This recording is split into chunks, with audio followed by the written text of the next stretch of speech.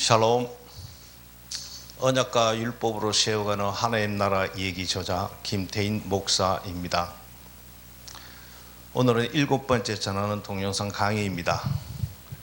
그동안 이 기독교 2000년 역사와 개혁교회 500년 역사에서 논쟁이 되었던 믿음으로 구원받는다와 믿음과 행함으로 구원받는다의 양측의 이해를 통해서 언약과 율법으로 세워가는 하나님의 구원 이야기가 제시하는 구원의 세 방향에 대해서 말씀드리겠습니다. 먼저 말씀 보겠습니다. 마태복음 7장 21절과 고린도후서 5장 10절 말씀이 되겠습니다. 먼저 마태복음 7장 21절 말씀 제가 봉독해 올리겠습니다. 나더러 주여 주여 하는 자마다 다 천국에 들어갈 것이 아니요 다만 하늘에 계신 내 아버지의 뜻대로 행하는 자라야 들어가리라. 고린도후서 5장 10절 말씀입니다. 이는 우리가 다 반드시 그리스도의 심판대 앞에 나타나게 되어 각각 선악간에 그 몸으로 행한 것을 따라 받으려 함이라. 제가 한정된 공간에서 그 양측의 주장을 다 기록할 수 없다는 점을 먼저 이해해 주시기 바라면서 자세한 내용은 신학저널 크리스티안 투데이 2015년에 발표된 그 내용에서 참 도움을 좀 받았으면 좋겠습니다. 저는 그 내용을 간략히 정리해서 설명을 드리고 그 후에 제가 제시하는 그 방향을 통해서 어떻게 하면은 믿음으로 구원받는다는 측과 믿음과 행함으로 구원받는다는 측의 그 연합을 이룰 수 있을까? 나가서 이를 통해서 하나님 아버지의 마음을 대변할 수 있을까 하는 것이 본 강의의 목적입니다. 그럼 먼저 믿음과 행함으로 구원받는다 측의 그 주장을 좀 들어보겠습니다. 여기는 이제 임태수 박사님이라고 인터넷에 또 확인되어 있고 또 대학에서 신학대에서 강의하고 계시는 분입니다. 이분은 이제 마태복음 7장 21절 말씀을 들어서 나더러 주여 주여 하는 자마다 다 천국에 들어갈 것이 아니요 다만 하늘에 계신 내 아버지의 뜻대로 행하는 자라야 들어가리라 해서 구원의 조건이 믿음 하나만이 아니고 믿음과 행함 둘이라는 것을 주장하고 있습니다. 또 안정우 박사님께서는 마태복음 7장 15절과 27절의 말씀을 언급하면서 주님의 이 말씀을 행함이 없는 믿음은 구원받을 수 없다는 거짓 믿음이라는 것이며 이 말씀은 프로테스탄트의 개혁주의 이신덕의 교리와 정반대되는 말씀이라고 반박하고 있습니다.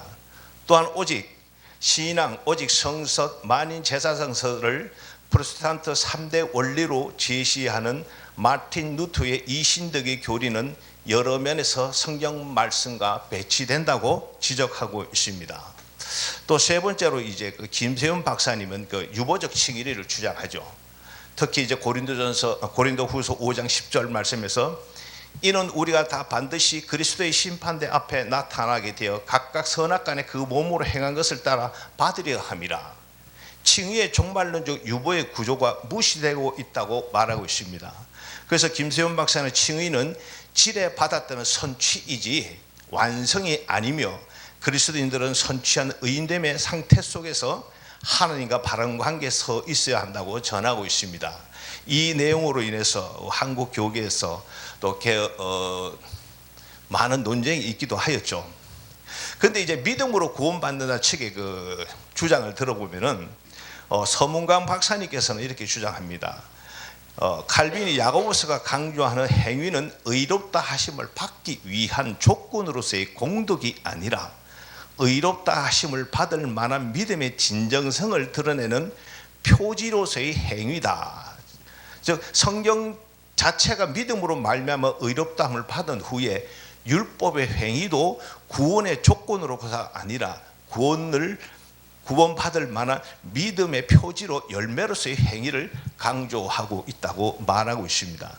그래서 행함은 칭의의 조건이 아니라 예수 그리스도를 믿음으로 말미암아 의롭다 하심을 받고 하나님의 자녀가 된 자의 본분과 하나님의 구원의 목표에 부합하기 위한 성화의 열매와 표지로서 강조되어야 한다고 말하고 있습니다. 다음으로 이제 최성덕 박사님은 이제 또 그 김세훈 박사님의 유보적 칭의로 대해서 유감을 나타내고 있죠. 김세훈의 유보적 칭의론의 핵심 전제는 예수 믿는 자, 구원받은 자의 탈락 가능성입니다. 의롭다고 칭함을 받은 자라도 순종이라는 기본 조건을 충족시키지 않으면 구원에 이르지 못한다고 합니다. 칭의의 현재 요소는 성화입니다. 이 과정에서 하나님 나라의 백성이며 하나님의 아들 예수 그리스도의 통치에 순종하는 기본 자세를 가지고 살지 않는 사람은 탈락한다고 말하죠. 과거에게 믿음으로 예수를 주로 고백하며 칭의 또는 구원을 받았다 하더라도 여기에 대한 성경 구절은 로마서 10장 9절에서 10절입니다. 또 종말의 칭의 또는 구원에 이르지 못하고 탈락한다고 주장하고 있습니다. 그래서 전통적 구원론, 칭의론은 다음과 같습니다. 사람이 예수를 그리스도로 믿고 고백하면 그 시점에서 죄 용서를 받고 하나님과 화해가 이루어지고 그리스도와 연합이 됩니다. 죄 용서 받은과 더불어 하나님과 올바른 관계를 갖게 됩니다. 그때 기독교인은 창조주 하나님의 통치를 받는 관계에 진입하고 천국 시민이 됩니다. 예수 믿는 자의 이름이 하늘의 생명록에 기록이 된다고 말합니다. 또 천국 시민권은 믿을 때 받게 된다고 말하고 있죠. 그래서 시민은 국가의 호족부의 이름이 등재된 자이며 칭의와 성화는 불가분의 관계입니다. 칭의를 받은 자, 곧 하나님의 나라의 시민은 자기가 속한 나라의 법을 존중합니다. 그러므로 천국 백성의 열매를 맺는 것입니다 라고 말하고 있습니다. 그럼 이제 제가 본 그 양측의 갈등과 반목의 원인을 살펴보면은 신약은 믿음으로 구원받는다, 믿음과 행함으로 구원받는다는 성경 구절이 병행되어 있습니다. 왜 그런지 서로 합의점을 찾지 않고 자기 것만 주장합니다. 자기 것만. 두 번째는 구원의 관점에서 믿음과 행함을 구약과 신약에서 통일성 있게 보지를 못하고 있습니다. 오직 예수, 피, 보혈, 십자가 이러한 관점에서만 보고 있지. 그리고 세 번째로는 구속의 시작을 언약과 율법을 파괴한 죄에서부터 시작해야 되는데 죄의 대속에서부터 시작한다는 거죠. 이게 이제 기독교와 개혁교의 맹점입니다. 언약과 율법을 파괴한 죄에서부터 시작이 돼야 되는데 죄의 대속에서 시작함으로 구속의 과정이 예수 그리스도의 십자가의 대속의 은혜에 머물고 있다는 겁니다. 이러한 내용은 제가 지금까지 강의하면서 수없이 전했던 내용입니다. 그 결과 구속의 완성인 언약을 회복하여 율법을 준행하는 데까지 보지 못하고 거기까지 가지 못했던 것이죠. 그래서 언약만 남아 있고 율법은 온데간데 없이 사라지는 이러한 기현상을 나타내게 되었습니다. 이러한 내용이 갈등과 반목의 원인이었습니다. 그런데 학자들이 이것을 구약과 신약에서 통일성 있게 왜 신약에서는 상반되는 내용이 있는가, 이것을 서로가 머리 맞대고 논하지 않고 자기 것만 주장했다는 거예요. 자기 것만. 그래서 이제 외국 학자들이 보는 구원의 세 관점, 여기서 이제 샌더스, 그 신학자 샌더스 학파라 그러죠. 또 여기 이제 김세훈 박사님도 지지를 하고. 그래서 신학자 샌더스는 그리스도의 탄생 전후 약 400년 동안의 유대교를 연구했습니다. 연구 결과에 따르면은 당시의 유대교는 언약적 율법주의 종교였습니다. 하나님은 이스라엘을 선택하여 그들과 언약을 세웠습니다. 율법을 주셨습니다. 율법으로 그들의 선택을 지탱시켰습니다. 이스라엘은 그것을 지킬 의무가 있었습니다. 순종하면 상 또는 복을 주시고 불순종하면 벌을 줍니다. 율법은 속죄의 수단들입니다. 속죄는 언약의 관계를 지탱하거나 회복시켜 줍니다. 율법에 대한 순종, 속죄 또는 하나님의 언약의 관점 안에 들어온 자들은 전국적으로 구원받는다는 말씀입니다. 그래서 샌더스는 이제 바울이 유대교를 오해했다고 주장하고 있습니다. 그래서 바울은 배타주의 구원론을 갖고 있었다고 하며 또 그리스도만으로 구원을 얻는다고 주장하고 있습니다. 그래서 유대주의자들이 바울의 이방 선교를 방해하자 독자적인 칭의론을 전개하면서 유대교를 비방했다고 샌더슨은 주장합니다. 그러니까 바울의 그 칭의론은 언약적 율법적 종교인 유대교를 의도적으로 율법주의적 공로 종교로 왜곡시킨 결과라고 이렇게 주장합니다. 그런데 이제 제가 주장하는 것은 언약과 율법을 세우거나 하나님의 구원의 이해의 관점에서 제시하는 세 방향은 이렇습니다. 첫째로 이제 창세기 1장부터 하나님의 구원을 언약과 율법에서 관점에서 보면 간단히 해결이 됩니다. 이러한 사실은 제가 지금까지 충분히 설명을 했습니다. 두 번째는 초대교회 오순절 성령 강림 사건을 신학적으로 시내산 율법의 회복이라고 인정하겠고 믿으면은 이 율법을 기독교가 계승해야 됩니다. 사실 지금 개혁교에서는 이것을 인정하지 않고 있지만은 가톨릭에서는 시내산 그러니까 오순절 성령 강림 사건을 시내산 모세 언약과 율법의 회복이라고 신학적으로 정리되어 있습니다. 사실은 이 부분이. 그리고 세 번째로 유월절 어린 양은 이스라엘을 애굽의 죄와 노예에서 해방시킨 후 시내산에서 언약을 세우고 율법을 받았습니다. 예수 그리스도는 아담의 원죄와 인류의 원죄를 십자가에서 영원히 대속하신 후에 오순절 성령 강림 사건으로 새 언약을 세우고 시내산 율법을 회복했다는 거죠. 이런 것이 신학적으로 세워지게 되면은 갈등이 없어집니다. 사실은. 그래서 네 번째로 율법에서 주어진 제사는 율법을 준행하다가 부지 중에 죄를 지었을 때 죄로부터 구원을 위해 주어졌습니다. 제사법이. 그리고 죄로부터 구원은 곧 언약과 율법의 회복을 말하는 것이며 회복된 언약과 율법을 준행하여 성화를 이루어가는 것입니다. 이러한 것을 구분해서 이해를 못했습니다. 이러한 것은 제 저서에 아주 자세히 기록이 되어 있습니다. 그리고 이제 율법은 죄만 깨달으라고 준 것이 아니라 율법이 하지 말라는 것이 죄라는 것을 깨닫고 난 다음에 율법이 하라는 것을 행하여 언약의 복을 받아 누리라고 주었다는 것이죠. 율법이 언약을 세운 목적도. 그래서 율법은 죄를 깨닫게 하는 법만 있는 것이 아니라 율법을 준행하여 복을 받으라는 법까지 있다는 것을 우리가 깨달아야 합니다. 뭐 율법 이야기하면 우리가 어떻게 다 지킵니까? 사실 율법 완벽하게 지킬 수 있습니다. 완벽하게. 이를 신명기 28장이나 신명기서에서 잘 기록하고 있죠.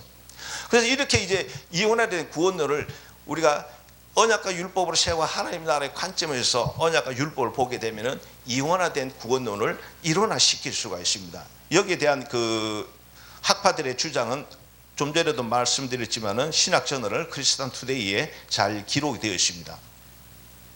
그러면 지난주와 지지난주에는 예수 그리스도의 초림의 목적에 대해서 세 번에 대해서 말씀을 드렸는데 이번에는 예수 그리스도의 재림의 목적에 대해서 말씀을 드리겠습니다. 이건 심판과 많이 연관이 되어 있죠. 마태복음 24장은 예수 그리스도의 재림 때 일어나는 징조를 비유적으로 설명한 말씀이며 25장은 재림의 예수 그리스도를 기다리는 방법과 어떤 자들이 구원을 받고 심판을 받을 것인지에 대해 비유적으로 설명한 내용입니다. 첫째로 기름 비유는 슬기로운 5 처녀가 신랑 맞을 기름을 준비해서 기다리는 것이죠.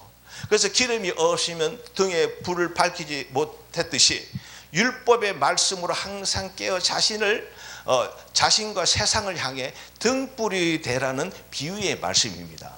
또 달란트 비유는 하나님은 불의한 분이 아니시므로 우리가 혹 생각하기에 불의한 일을 요구한다 하시더라도 그것은 하나님의 뜻이기 때문에 순종해야 한다는 것입니다. 그래서 우리의 이성적 판단 기준으로 원수를 사랑하는 것은 이치에 맞지 않죠. 원수를 갚아야 되죠. 당연히 동해 보상법에 의해서. 그러나 하나님의 율법 말씀에 순종하는 자가 하나님의 마음에 합한 자이며 충성된 종으로 여겨 천국을 들어갈 수 있는 자격을 준다는 것이 달란트 비유입니다.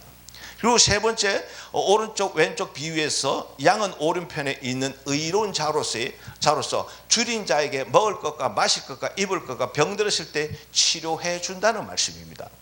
예수님은 이렇게 작은 자들에게 한 것이 나에게 한 것이므로 그들을 천국으로 데려가겠다고 말씀합니다.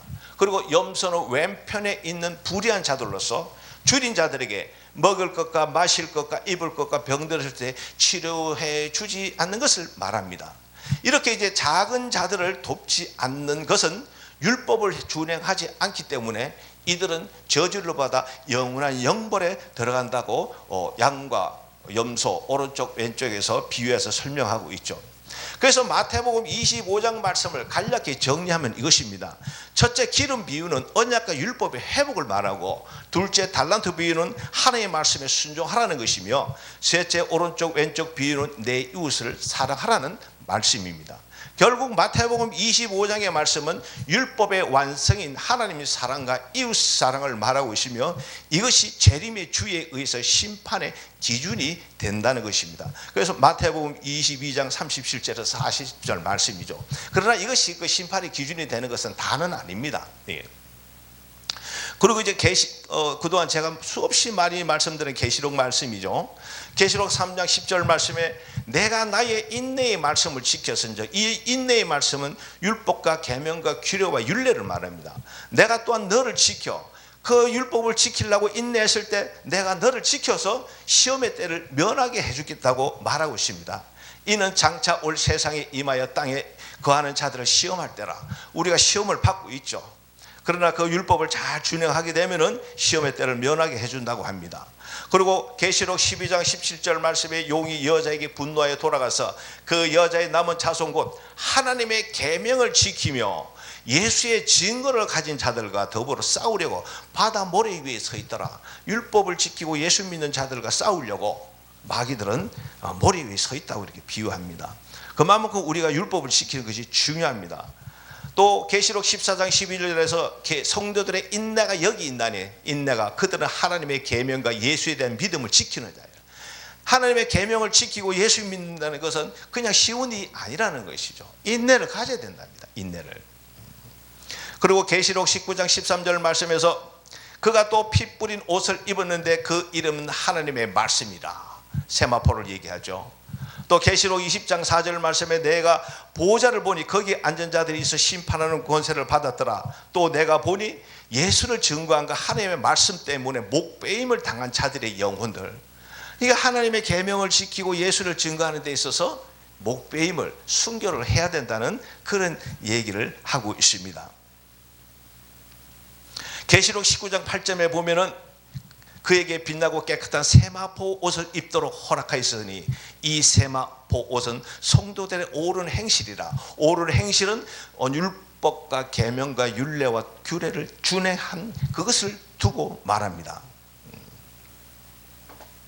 그래서 마태복음 16장 17절에서 이러한 내용들, 다시 말해서 예수님께서 대답하여 이르시되 바요나 시몬아 내가 복이 있도다. 이를 내게 알게 하는 이는 혈육이 아니요 하늘에 계신 내 아버지시니라.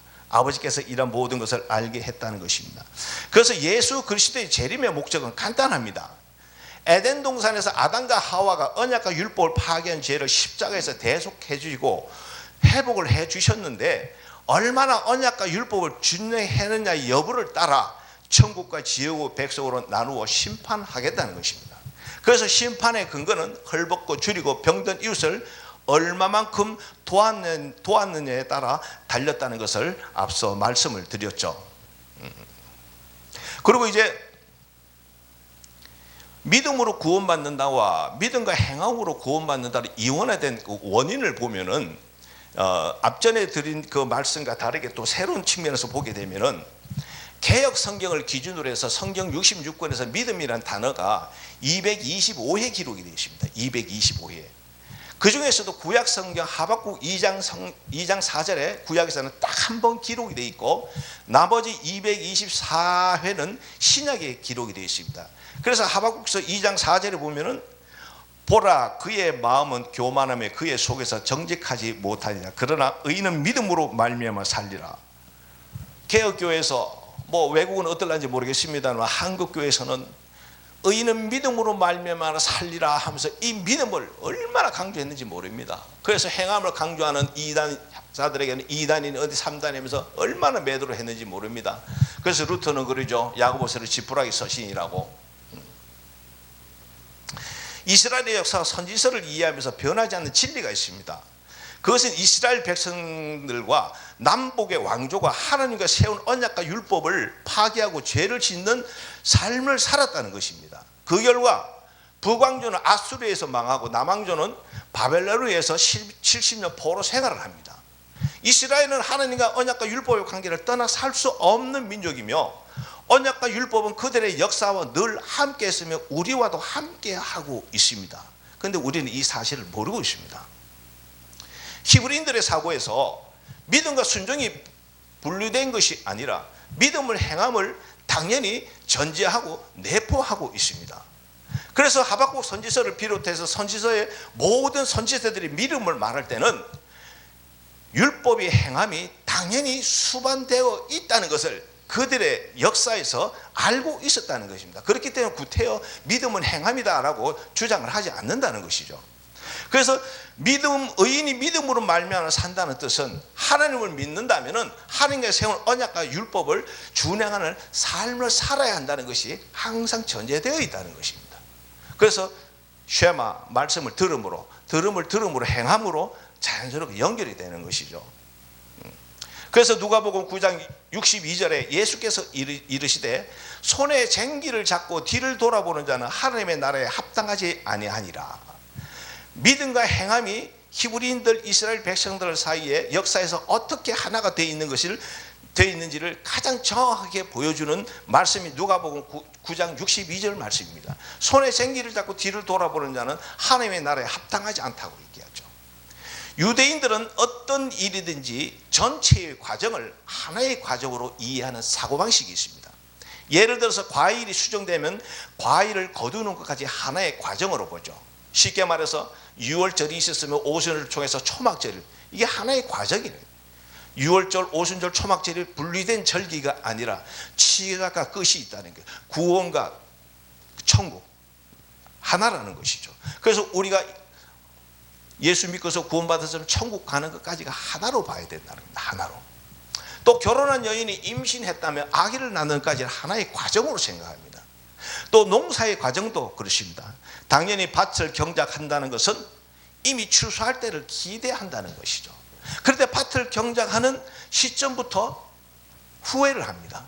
그렇다면 그 농부는 길고 긴 농사의 과정에서 추수하는 데까지 이르지 못할 가능성이 매우 높죠. 저 가다가 중도에 포기한다는 말입니다. 밭을 갈지 않는 사람은 아예 추수를 기대할 수 없습니다.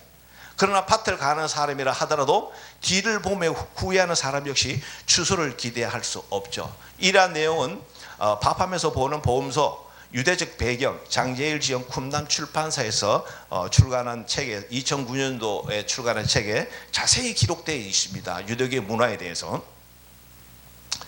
그래서 이제 바울은 왜 서신서에서 믿음과 행함을 분리해서 기록했느냐 하는 것이죠. 첫 번째 이유로 히브리인들의 믿음을 헬라인들에게는 믿음과 행함으로 분리해서 이해시켰다는 것입니다. 바울은 히브리적 관점을 헬라적 관점으로 설명하는 과정에서 믿음과 행함으로 분리해서 설명했다는 겁니다. 그래서 단어의 의미를 보았을 때 믿음은 헬라어로 피스티스입니다. 믿음. 제가 이거 바이블 렉서에서 참고한 내용입니다. 첫 번째 해석은 신뢰, 확신, 확실성, 확고한 믿음 이런 뜻이 있고, 두 번째는 해석으로는 계약이나 약정을 존중하는 행동. 계약이나 약정을 존중하는 행동이라는 게 계약을 맺고 약정을 맺었으면 거기에 맞게 행동을 해야 된다는 것이죠. 그리고 세 번째는 아주 중요한 내용입니다. 종교적인 어조를 띠고 있으며 신에 대한 순종이 인간에게 요구되었다라고 바이블 렉스에서 믿음, 피스데시드에서 이렇게 믿음이라는 것은 곧 행함을 같이 하고 있다는 것을 헬라어 사전에서 설명하고 있습니다. 그래서 우리가 하나님의 말씀을 이해할 때는 우리가 뭐 영어로도 이해도 해야 되지만은 헬라어, 또 헬라어보다도 헬라어 어원이 된 70인역 히브리어에서 원어를 이해하고, 또 나가서 뭐 또 고고학이나 정치, 경제, 문화적 당시의 배경을 같이 취합해서 이해한다면은 하나님의 말씀을 더욱더 자세하게 이해하고 공부하는 데 많이 도움이 됩니다.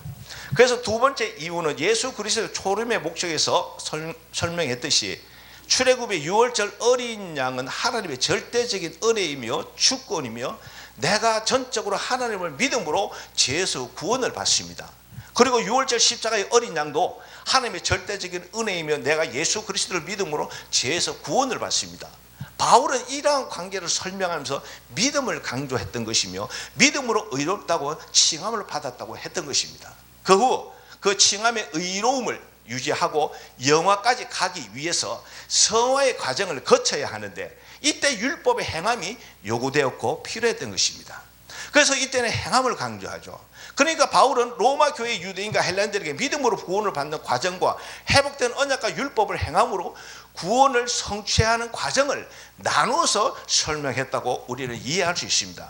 그런데 서구 신학과 한국의 신학은 구약의 어린 양과 율법의 제사법에서 속죄 제물로 바쳐진 어린 양을 구분 내지 분별하지 못하고 믿음과 행함을 분리해서 이해함으로 오직 믿음으로 구원받는다는 구원론의 신학을 세우게 되었죠. 이 믿음의 구원은 아담의 원죄에서 구원인 칭의의 구원이고 1차 구원입니다. 즉각적 구원입니다. 이미 받은 구원입니다. 그러나 2차 구원이 성화가 점진적 구원이 남아있는 것이죠. 이 구원을 완성하기 위해 율법의 행함이 있어야 한다는 것입니다. 이를 바울은 분리해서 설명했어요. 했던 것이고, 그리고 예수님께서는 2차 구원의 완성과 심판의 조건을 마태복음 16장과 22장에서 설명을 하셨던 것입니다. 그래서 이러한 이해의 안경을 끼고서 복음서와 서신전을 다시 보게 되고 또 제 책을 사서 정독을 하시게 되면 그리 어렵지 않게 믿음으로 구원받는가 또 믿음과 행함으로 구원받는다는 것이 분리된 것이 아니고 하나라는 것을 알게 될 것입니다. 오늘 말씀은 여기까지 전하겠습니다. 감사합니다.